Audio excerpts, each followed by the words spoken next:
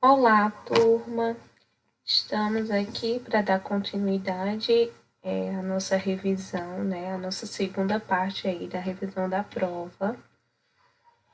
E os assuntos que nós iremos abordar agora serão sobre as disfunções urinárias e sobre as neoplasias, tá? Então, como eu falei para vocês, vamos abordar esses conteúdos a fim de revisar para a prova. Lembrando que esses conteúdos já foram ministrados na nossa aula, né? No nosso cronograma de aula, iremos só estudar a fim de revisá-los para a prova. Então, a gente inicia aí com as disfunções urinárias, tá? Como a gente já viu, e também eu acredito que todos vocês já pagaram a matéria aí de anatomia, o nosso sistema urinário ele é formado por conjuntos de órgãos, tá? E um dos principais órgãos desse sistema são os rins, tá? Então, os rins eles vão funcionar como uma espécie de filtro do nosso sangue, filtrando a parte boa, né, e a parte ruim. A parte boa é reaproveitada pelo próprio organismo e a parte ruim é excretada, né? Através da urina, ela é eliminada. Então, normalmente, uma pessoa saudável, né, em boas condições, ela possui 2 rins. Cada rim vai possuir um uréter, que vai drenar a urina da área coletora central do rim, conhecido como pelve renal, para a bexiga. Da bexiga, essa urina que drena através da uretra vai ser eliminado do nosso organismo, nos homens através do pênis e nas mulheres através da vulva, né? Então, a função básica dos rins é justamente a filtração, né? Filtrar os produtos da degradação metabólica e também um excesso de sódio, de água que esteja presente no sangue. Também vai ajudar a auxiliar na sua eliminação do nosso organismo. Os rins também vão ter a função de regular a pressão arterial e produzir eritrócitos, que são glóbulos vermelhos.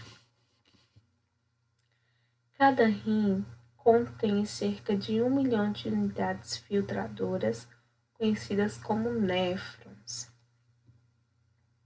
Então, aqui é o que a gente chama de pelve renal, tá? Então, dentro dos rins, nós vamos ter uma estrutura conhecida pelve renal, que é onde vai acontecer a filtração do nosso sangue, tá? Para que esse sangue ele volte para o nosso organismo e o que não é aproveitado seja eliminado através da urina, né? Degradação. Então, o néfron, ele vai ser constituído por uma estrutura redonda e oca, tá? Conhecida como cápsula de Bowman, e vai conter uma rede de vasos sanguíneos conhecidos como glomérulos. Ó, a rede de vasos sanguíneos, conhecida como glomérulos. Em volta desses glomérulos, né, como se fosse uma caixa, nós vamos ter as cápsulas glomerular. O conjunto dessas duas estruturas é denominado corpúsculo renal. Então, é aí onde vai acontecer a parte de filtração do nosso sangue, tá? Então, o sangue ele vai entrar na cápsula de Bowman. Lá nos glomérulos, esse sangue ele vai passar pelo processo de filtração, né? Pelos néfrons. O sangue reaproveitado, né? Ele vai ser reabsorvido. E o que não for reaproveitado vai ser excretado. Qualquer modificação que ocorre na excreção normal pode causar problemas, tá? inclusive em outros sistemas do nosso organismo. Além de causar uma frustração e constrangimento, uma pessoa que apresenta alteração na excreção, elas também podem apresentar distúrbios de eliminação urinária e que vão precisar de uma ajuda, uma compreensão e uma maior sensibilidade por parte das pessoas. Então, nós, enquanto profissionais de enfermagem, profissionais da saúde, temos o dever de auxiliar essas pessoas que sofrem desses problemas urinários a enfrentar o mal-estar e todos os problemas relacionados à autoimagem, bem como ajudá-las estimulando, a excreção normal, a fim de que ela possa assegurar a saúde e o seu bem-estar. Então, quais são os distúrbios da eliminação mais frequentes, Então, os distúrbios mais frequentes acontecem devido à incapacidade funcional da bexiga, ou então por obstrução da saída da urina, ou a incapacidade de controle de micção. Então, algumas pessoas vão apresentar alterações permanentes ou alterações temporárias, permanentes ao longo da vida, para o resto da vida, temporárias que podem ser tratadas,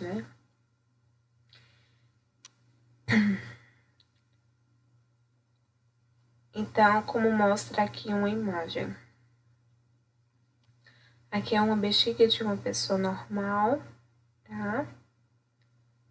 Que após esforço ela consegue manter o controle da micção, tá? Para que essa urina não esvazie.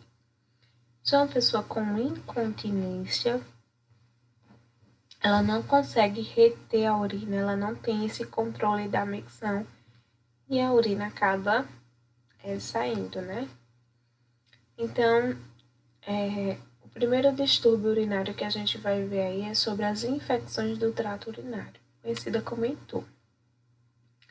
Essas infecções, têm séries de etiologias clínicas que têm como a presença de um número significativo de micro-organismos em qualquer porção do trato urinário.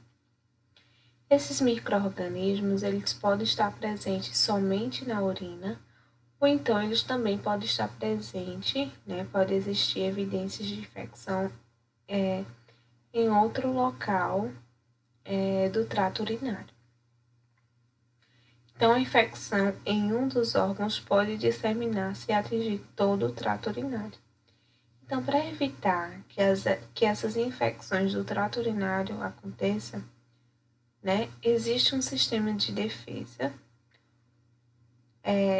o fluxo urinário, o esvaziamento total da bexiga, o pH ácido da urina e além das defesas imunológicas que vão dificultar a instalação de micro-organismos de bactérias no trato urinário. Qualquer dessas anormalidades que possam impedir o fluxo livre da urina pode predispor a uma infecção. Então, os micro-organismos mais comuns que podem causar infecção do trato urinário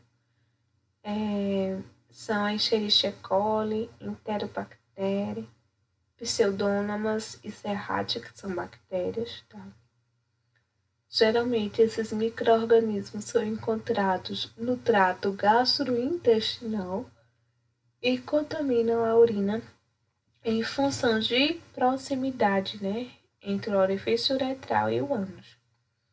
Quais são os fatores que predispõem a pessoa a ter uma infecção urinária, Então, é o uso de roupas íntimas sintéticas, meias calças, jeans apertados, é o uso de papel higiênico perfumado, guardanapos sanitários, relações sexuais, catéteres vesicais e nos homens a hiperplasia pode dificultar o esvaziamento da bexiga.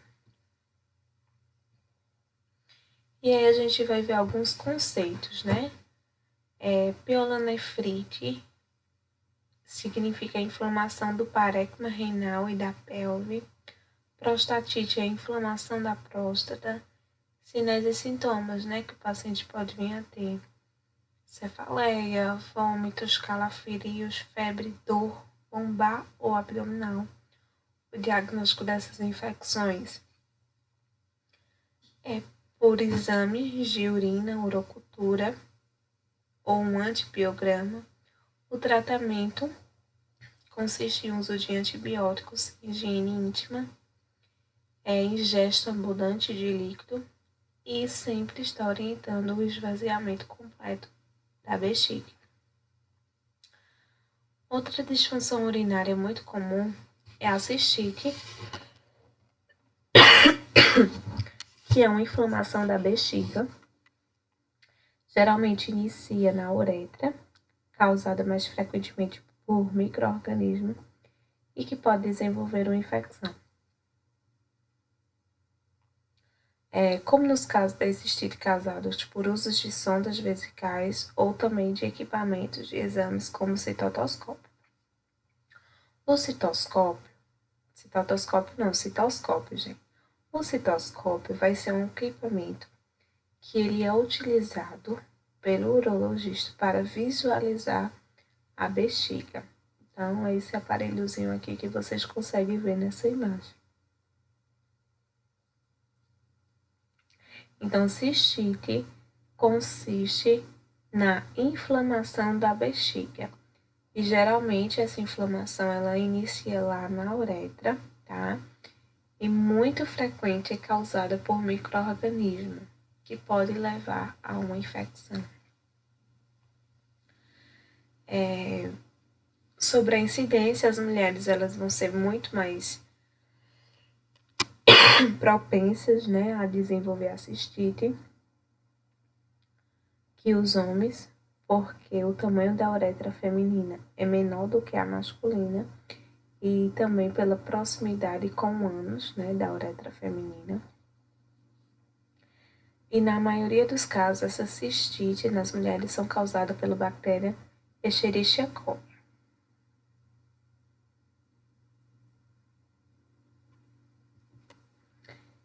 Então, as manifestações clínicas, né?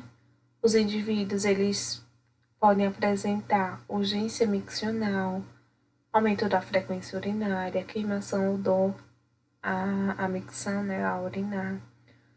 Pode ocorrer piúria, bacteriúria, hematúria, né, sangue na urina, pus na urina, ou presença de bactérias na urina e forte dor na região suprapúbica, que é essa região aqui da imagem, está sendo ilustrada na imagem. Então, o diagnóstico é com base em exames de urina, né? O ES, que é elementos anormais sedimentados, onde vão ser pesquisados a presença de substâncias anormais dentro dessa urina, né? Então, vai verificar se há presença de sangue, de pus, de bactérias. O tratamento é através de antibióticos, né? E também na orientação do paciente quanto à sua importância de tomar todas as medicações prescritas em horários devidamente corretos. E mesmo quando os sintomas eles vão tendo características, né, de melhora, o paciente ele precisa continuar tomando as medicações até o final do tratamento, porque o uso de antibióticos de forma incorreta faz com que os micro-organismos, mais especificamente as bactérias, tornem-se resistentes e a medicação não venha fazer mais efeitos. Então, de uma maneira geral, as cistites não representam situações clínicas que indiquem que o paciente precisa de ser internado, né, no hospital, e geralmente pode ser tratado a nível ambulatorial. As cistites elas podem ser evitadas, né, por meio de higiene íntima adequada, uso correto de papel higiênico após urinar, esvaziamento total, né, e frequente da bexiga, inclusive após relações sexuais, porque vão diminuir, né, a quantidade de micro-organismos nos genitais femininos. e também através das visitas periódicas ao ginecologista. Sobre as intervenções de enfermagem, são os cuidados que a gente deve ter. Eu não vou me ater a isso no momento. E agora a gente vai falar sobre retenção urinária. Então, a retenção urinária é um problema que vai ser caracterizado pela incapacidade da bexiga de esvaziar completamente. Então, a urina vai ficar acumulada no interior da bexiga, estendendo as paredes da mesma e causando no paciente uma sensação de peso, né, de desconforto, de sensibilidade dolorosa, quando essa região é palpada, né, além de irritabilidade e sudorese.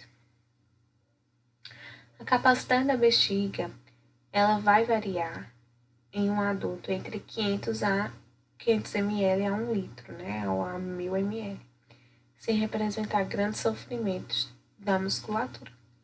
No entanto, entre 150 a 200 ml, já existem sinais nervosos que vão indicar, né, o desejo consciente daquela pessoa ir ao banheiro para urinar. Nos casos graves de retenção urinária, a bexiga ela chega a conter cerca de 2 litros ou 200 ml, ou até mesmo 3 litros 300 ml de urina.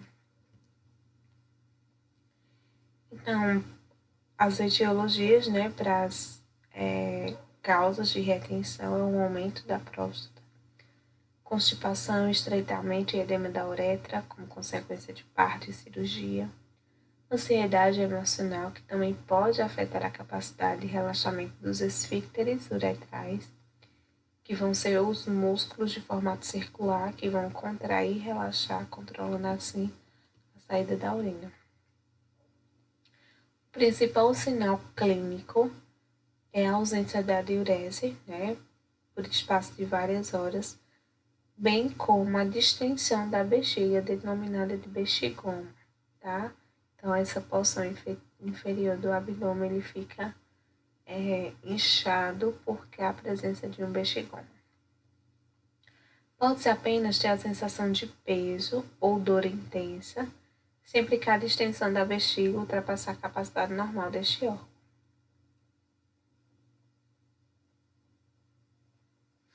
Sobre as intervenções de enfermagem eu também não vou me deter. Sobre a incontinência urinária. Já a incontinência urinária é o oposto da retenção. A incontinência urinária é a disfunção caracterizada pela perda do controle. E essa perda ela pode ser total ou parcial da micção. Essa incontinência ela pode manifestar-se em qualquer faixa etária, tá? Embora seja mais frequente em pessoas adultas.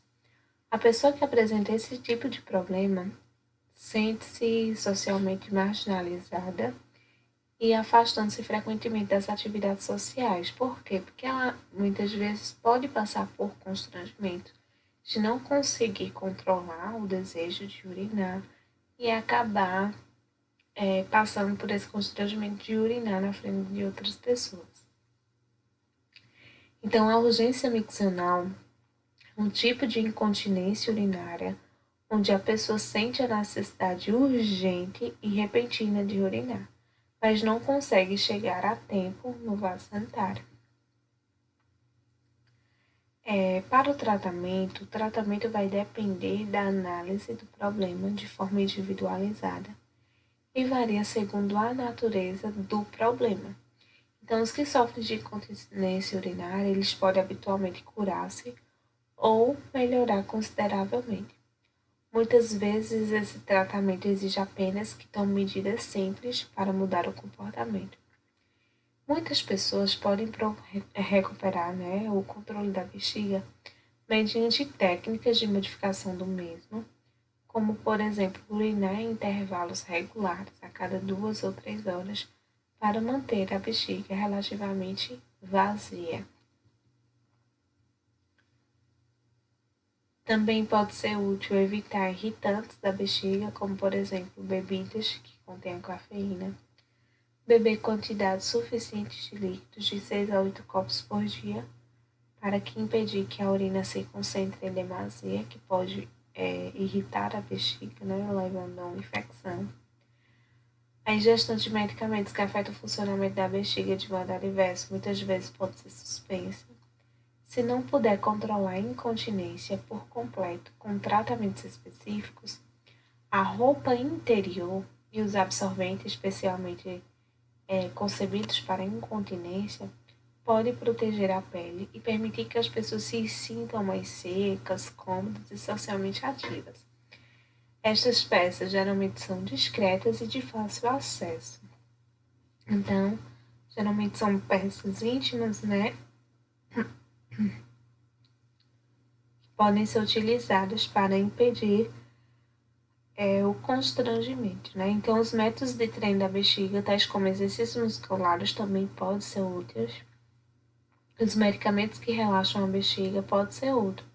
Embora muitos desses medicamentos possam ser muito úteis, cada um vai atuar de um modo um pouco diferente e pode ter alguns efeitos adversos. Outro problema que a gente encontra aí no sistema urinário é sobre a urolitíase, ou também conhecido como cálculo do trato urinário. Então, entre tantas substâncias que são eliminadas diariamente através da urina, temos aí a presença do cálcio e do ácido úrico, né, que são substâncias cristalinas, isto é, que formam cristais, e em situações anormais, essas substâncias vão se cristalizar e depositar-se em uma parte do sistema urinário, formando os cálculos renais ou a urolitíase. Sobre a etiologia, a urolitíase ainda tem uma etiologia desconhecida, porém, alguns fatores podem predispor, ou seja, pode favorecer a formação desses cálculos, como, por exemplo, infecção das vias urinárias, períodos prolongados de imobilização no leito, ingestão excessiva de cálcio e desidratação, falta de hidratação, né, de beber água, enfim. Sobre as manifestações clínicas, geralmente pode aparecer na forma indolor ou em crises de cólicas renais, né, caracterizada por dor intensa e profunda na região lombar. Pode também ter eliminação da urina com sangue ou pus, distensão abdominal, diarreia, náuseas, vômitos, né, devido à proximidade dos rins com o sistema digestório, levando alterações, né, em sistema digestório também. Geralmente, a dor da origem renal apresenta características típicas como início abrupto, sendo irradiado anteriormente e para baixo em direção à bexiga na mulher e no testículo nos homens. A dor é caracterizada, tem origem com obstrução, inflamação e o edema na mucosa do trato urinário em contato com o cálculo. Quando o cristal ou cálculo se aloja no uréter, surge uma dor aguda, intensa e cólica que vai irradiar para a coxa genitália. Há também um frequente desejo, né, da pessoa querer urinar, mas essa pessoa somente elimina uma pequena quantidade de urina. A maioria dos cálculos pode ser diagnosticada através de uma radiografia, que deve ser associada a outros dados, como sinais e sintomas tipo da dor e exame de urina. O objetivo do tratamento, né, sobre o tratamento, é determinar o tipo de cálculo, eliminar o mesmo e evitar a lesão renal, né, controlar a inflamação e aliviar a dor.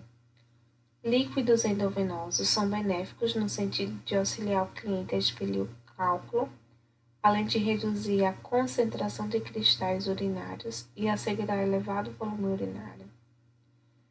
Geralmente esses cálculos eles têm um tamanho de 0,5 a 1 centímetro de diâmetro e são eliminados espontaneamente. Já aqueles cálculos que têm mais de 1 centímetro, eles devem ser removidos ou fragmentados através de um procedimento não cirúrgico. E aí esse procedimento vai ser feito com a litotripsia ou eco, tá? Que vai ser utilizado para fracionar esses cálculos e eles serem eliminados mais facilmente. Mas, em algumas situações, a retirada desses cálculos só se deve com remoção cirúrgica. Aqui são os cuidados de enfermagem, aqui é como deve ser feito o procedimento da coleta, que a gente já viu. Aqui falando um pouco sobre a urocultura, o exame.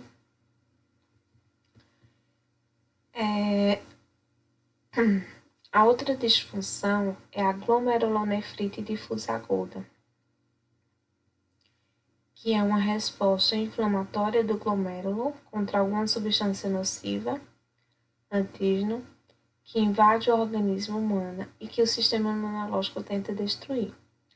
Ao fazer isso, nosso sistema imunológico vai produzir anticorpos que, ao se deparar com o antígeno, ou seja, com aquele objeto, objeto estranho que esteja nos fazendo mal, esses anticorpos vão se ligar aos antígenos, formando o que chamamos de complexo antígeno-anticorpo. Este complexo vai se aderir ao glomérulo, obstruindo e causando uma inflamação. Quando isso ocorre em muitos glomérulos, temos a glomerulonefrite aguda. Então, existem situações que a glomerulonefrite aguda,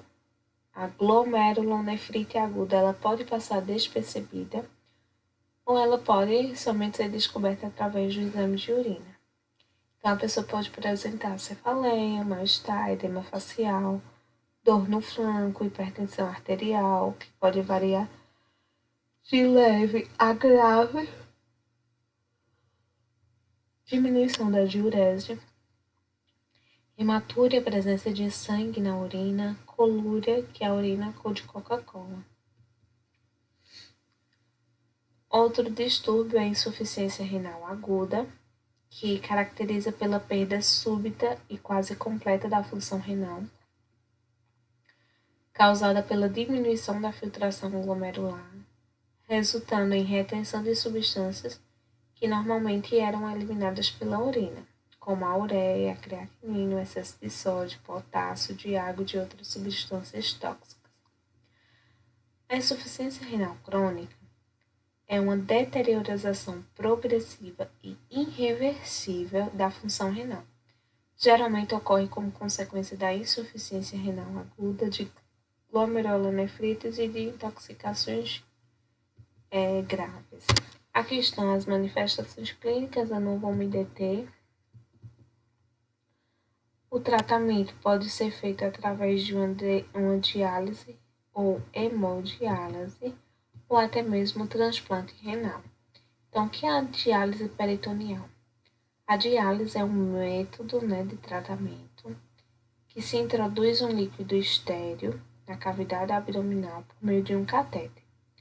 O peritônio, que é banhado com este líquido dialisador, que faz a remoção das substâncias tóxicas presentes no organismo. Então, a quantidade de líquido infundido e a duração das infusões vão variar de acordo com as necessidades de cada paciente. Já a hemodiálise é um processo que o paciente faz um procedimento de fístula anterior-venosa ou coloca um catéter de longa ou curta duração.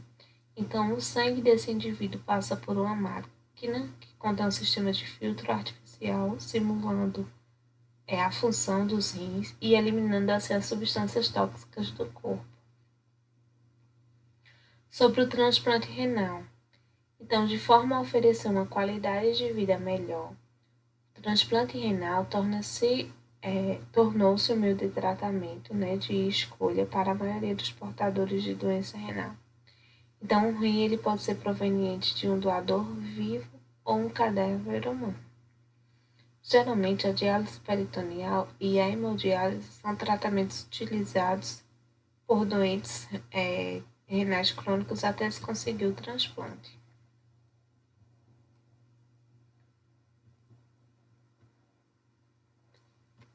Sobre as disfunções urinárias,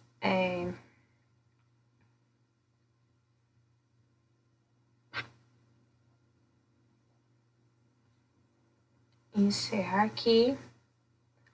Aí agora a gente vai para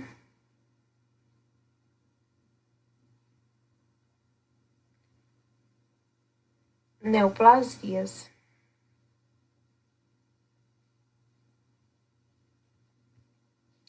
Só um minuto, gente.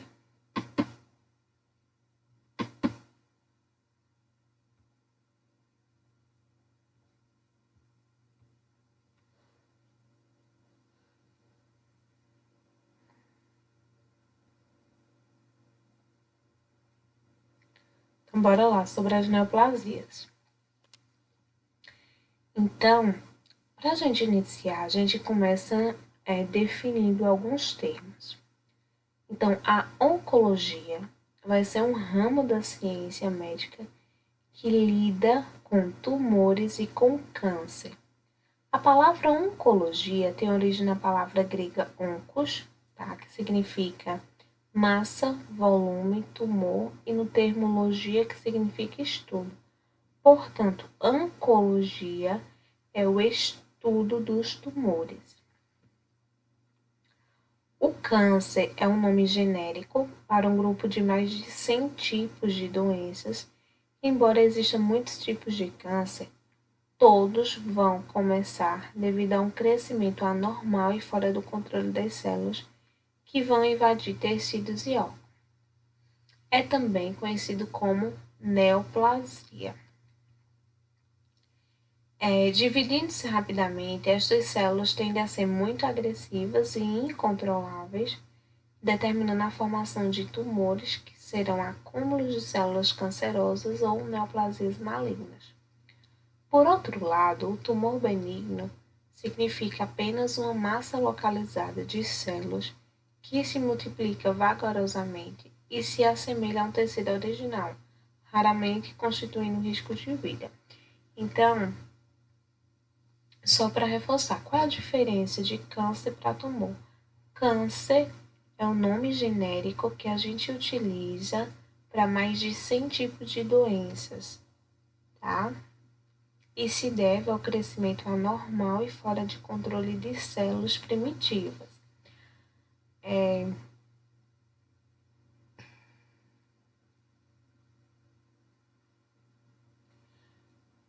Já por outro lado, o tumor são células muito agressivas e que crescem de forma incontrolável, tá? Que vai dar origem à formação desse tumor, né? Acumular células cancerosas ou conhecidas também como neoplasias malignas. Então, o que é o câncer? São células anômalas, ou seja, células anormais que têm a capacidade de se multiplicar, invadir a distância e destruir, né, aquele tecido ou órgão. O câncer é sempre maligno. Já o tumor é o aumento anormal de um tecido. Esse tumor ele pode ser maligno se for criado por células cancerígenas, mas também ele pode ser benigno se for por células sem características de câncer. Neoplasia é sinônimo de humor, ou seja, pode ser benigno ou maligno. Então, a célula neoplásica ela vai sofrer alterações nos mecanismos regulatórios de multiplicação, adquire autonomia de crescimento e se torna independente de estímulos fisiológicos. Então, a neoplasia ela pode ser entendida como proliferação anormal e descontrolada e autônoma, tá? Na qual as células vão reduzir ou perdem a capacidade de se diferenciar, em consequência de alterações nos genes que podem regular o crescimento e a diferenciação celular, tá? Sobre a classificação, o câncer ele pode se originar em várias localidades do nosso corpo. De acordo com a localidade, ele recebe um nome diferente. Então, carcinoma ou melanoma vai ser o câncer que vai ser originado nas células epiteliais, tipos de células que recobrem a pele e a maioria da superfície dos órgãos. Sarcoma são os cânceres que são originados de células de vasos, músculos, gordura óssea e cartilagem. Leucemia, câncer que se origina nas células do sangue, na medula óssea. E linfoma, que é o câncer que se origina das células de defesa do nosso organismo no sistema linfático. Então, quais são os fatores de risco para a pessoa vir a desenvolver um câncer? Então, características que diferenciam os diversos tipos de câncer entre si são a velocidade de multiplicação das células e a capacidade de invadir tecidos e órgãos vizinhos, conhecido como metástases.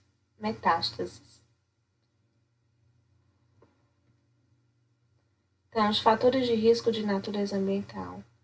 A maioria dos casos de câncer, 80%, está relacionada ao meio ambiente, no qual encontramos um grande número de fatores de risco.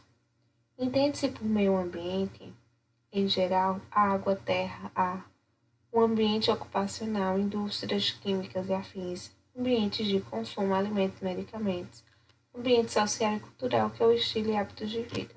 Então, quais são os fatores que predispõem a pessoa a vir a desenvolver o câncer? Tabagismos, hábitos alimentares, alcoolismos, hábitos sexuais, medicamentos, fatores ocupacionais e radiação solar. Hereditariedade. Alguns tipos de câncer de mama, estômago e intestino parecem ter um forte componente familiar, embora não se possa afastar a hipótese de exposição dos membros da família a uma causa comum. Então, determinados grupos étnicos parecem estar protegidos de certos tipos de câncer. A leucemia linfocítica é rara em orientais e o sarcoma de Ewing é muito raro em negros. Então, o objetivo do tratamento oncológico são 3. Objetivo de cura, curativo, remissão da doença ou cuidados paliativos, quando não tem mais jeito e a gente vai prestar cuidados àquele paciente só para ele ter uma sobrevida melhor, né? Os tratamentos podem ser feitos através de quimioterapia, radioterapia, hormonioterapia ou imunoterapia e cirurgia. A quimioterapia antineoplásica ou antiblástica é o emprego de quimioterápicos no tratamento do câncer. Então, a quimioterapia consiste na aplicação de substâncias químicas isoladas ou em combinação com o objetivo de tratar neoplasias malignas. Então, qual a finalidade da quimioterapia? A finalidade é matar as células cancerígenas em qualquer local do corpo. Geralmente, essa quimioterapia ela é feita por via venosa, tá? Porém, também pode ser por outras vias. A quimioterapia ela pode ajudar a controlar, né, a desordem das células. Por ser um tratamento sistêmico, pode aparecer efeitos colaterais. Então, a quimioterapia ela tem a quimioterapia ela tem algumas finalidades, tá? Ela tem finalidade curativa, paliativa, potencializadora ou neoadjuvante e adjuvante. Quimioterápicos constituem uma importante classe de medicamentos utilizados no combate ao câncer. Já a poliquimioterapia é o uso de quimioterápicos em associação, ou seja, o uso de 2 ou mais drogas que, combinadas, agem de uma forma complementar, trazendo vantagens consideráveis ao tratamento. Então, quimioterapia é a aplicação de medicamentos para combater o câncer. E a poliquimioterapia é o uso de quimioterápicos associado a outro tipo de medicação. E aí vamos ter a quimioterapia branca e a vermelha, que eu já falei a diferença para vocês, tá? Geralmente o paciente ele inicia com a branca para depois fazer a quimioterapia vermelha. Aqui algumas medicações que são utilizadas, tanto na branca quanto na vermelha, mas a gente não vai se ater agora. E aqui é o catéter, que a gente chama de porte-acate, que é introduzido nos pacientes, né, que fazem quimioterapia, a fim de facilitar a administração dessas medicações e evitar também estar funcionando direto para o paciente.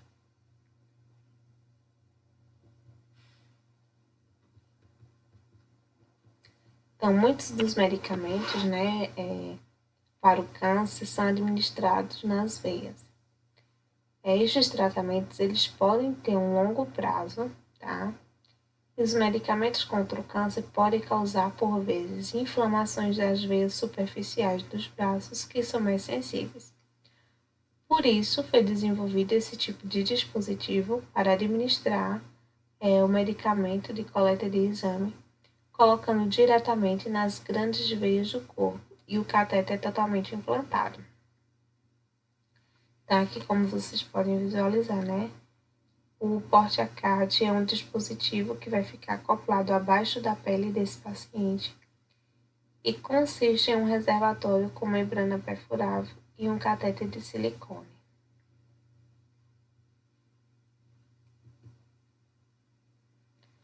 O catéter, quando ele é totalmente implantado, a parte metálica ela fica embaixo da pele e a parte plástica fica dentro da veia profunda.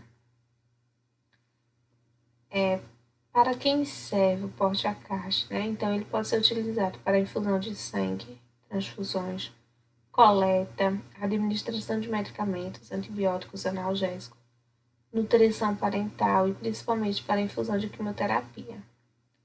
Mais uma imagem mostrando como fica a implantação dele no nosso corpo. Sobre a punção e manuseio, né?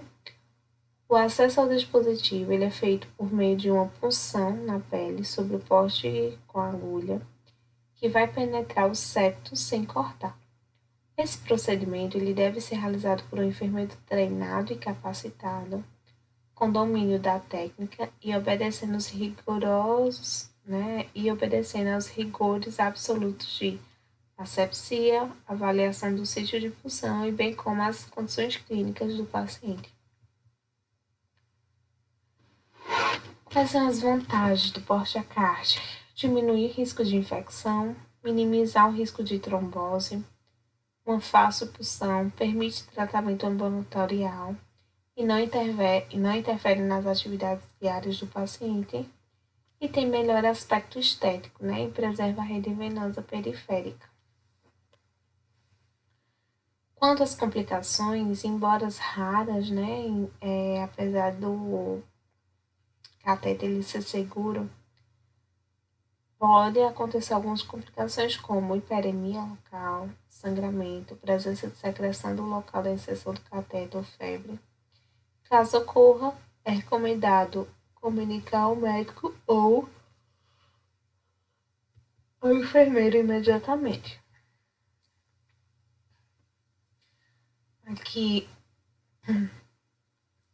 é a inserção de um catéter venoso central periférico, outro acesso periférico. Então, a administração das terapias antineoplásicas é considerado um procedimento complexo, né, devido às características da classe farmacológica e de sua utilização. Então, o estreito índice terapêutico dos medicamentos, regimes de tratamento complexo, como a poliquimioterapia, variação das doses entre os pacientes, uso de bombas e infusões, uso associado de terapias de suporte e vulnerabilidade das pessoas. Quais são as contraindicações para as pessoas não fazerem quimioterapia? Então, a quimioterapia é desaconselhada para portadores de doença maligna em fase terminal, grávidas no primeiro trimestre de gravidez, portadores de infecções graves, pacientes comatosos. Sobre o risco ocupacional, prevenção utiliza EPIs, né?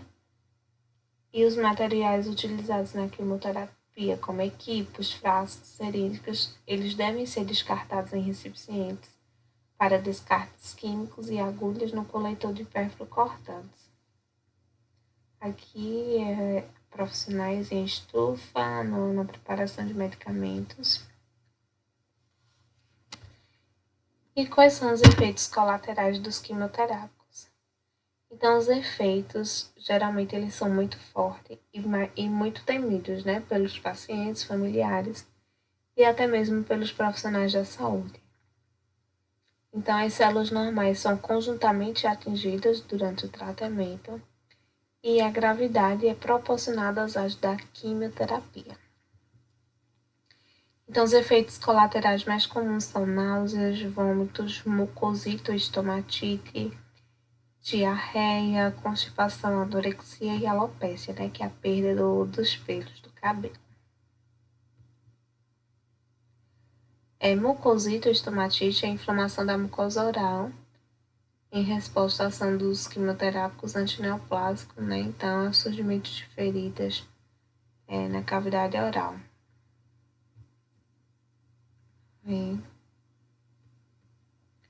Diarreia, constipação, anorexia, que é o emagrecimento, perda de peso, e alopécia, né, que é a perda do cabelo.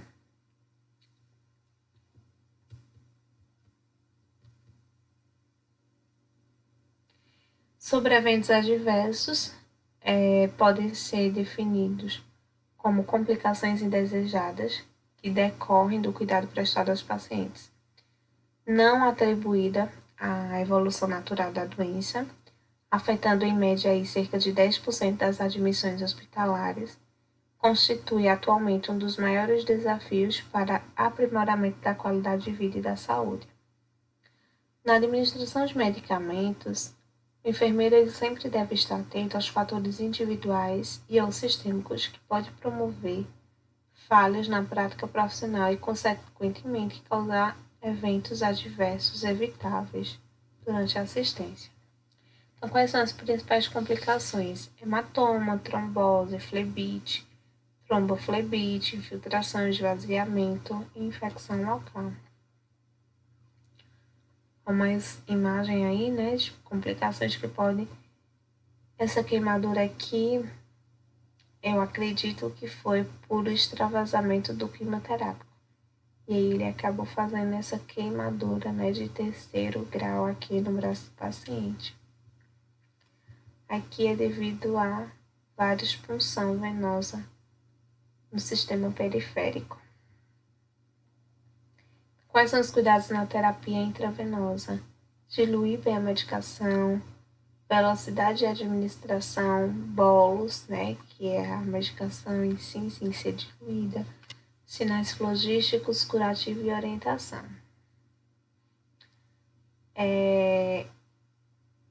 Quais são os sinais e sintomas que devem ser valorizados após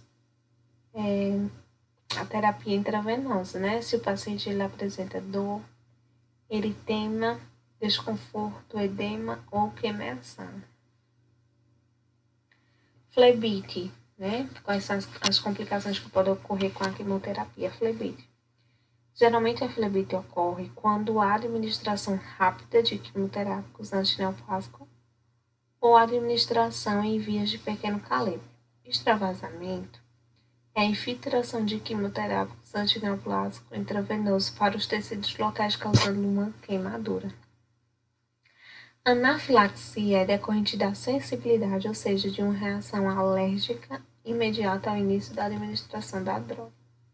Então, aqui, flebites, hematomas e equimoses. Outro tipo de tratamento é a radioterapia, que utiliza a radiação para matar as células cancerígenas. A radioterapia ela pode ser utilizada antes da cirurgia, após a cirurgia para destruir possíveis células cancerígenas que não foram removidas durante a cirurgia. E a radioterapia ela pode ser feita em conjunto com a quimioterapia. A rádio, assim como outros tipos de tratamento, pode ter alguns efeitos colaterais e sensação de queimação na área atingida pela radiação. A imagem.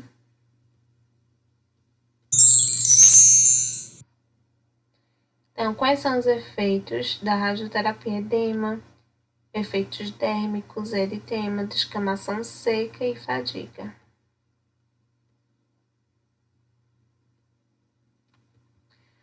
Já a hormonioterapia, muitos cânceres eles surgem em locais que são estimulados normalmente por hormônios, como a mama e a próstata. As células do câncer usam estes hormônios para estimular o seu crescimento e avanço.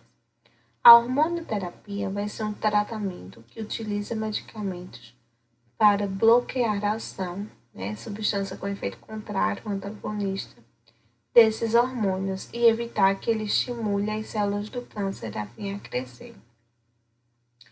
A hormonioterapia pode ser ministrada em comprimidos através de injeção. Assim como a quimioterapia, a hormonioterapia tem ação sistêmica, age em todo o nosso organismo. Geralmente vai ser utilizada em combinação com cirurgia, ou rádio, ou até mesmo a quimio, no controle do câncer. Então, a mama vai necessitar de hormônios sexuais para o seu crescimento e funcionamento. E a inibição da ação desses hormônios evita o crescimento do tumor.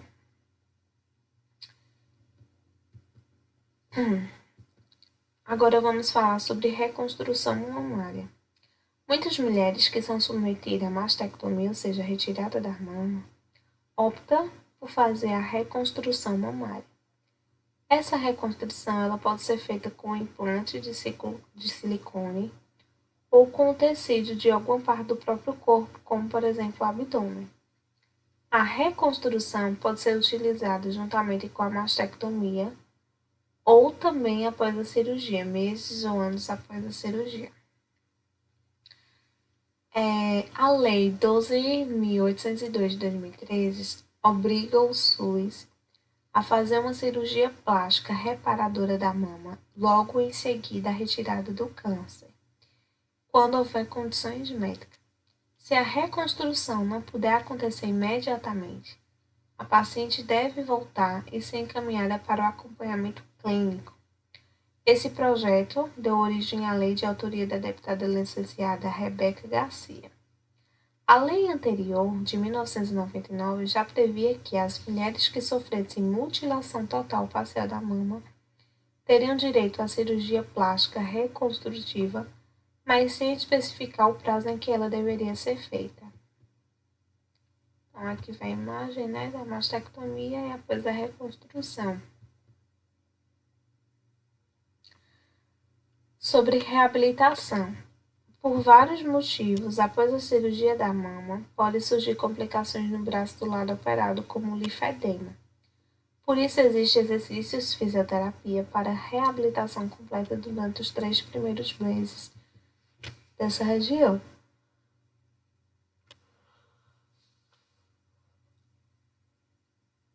Prótese e enchimento de silicone, cuidando da autoestima. Então, uma alternativa para ajudar na recuperação da autoestima é usar enchimentos de silicone colocados dentro do sutiã.